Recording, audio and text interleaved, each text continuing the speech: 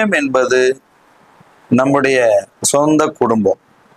எருசலேம் எருசலேம் அப்படிங்கிறது சொந்த குடும்பம். அடுத்து யூதேயா முழுவதிலும் அப்படிங்கிறது சொந்தக்காரர்கள். யூதேயா சொந்தக்காரர்கள். அடுத்து சமாரியாங்கிறது புற ஜாதியினர், ரட்சிக்கப்படாதவங்க. இப்போ நம்முடைய குடும்பத்துல நம்ம வேறு பெற்றவங்களா இருக்கணும். இரண்டாவது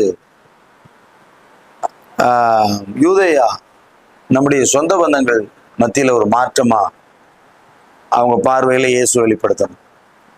அடுத்து சமாரியா, ரட்சிக்கப்படாத மக்கள் மத்தியில நாம் ஒரு வேலை செய்யற இடத்துல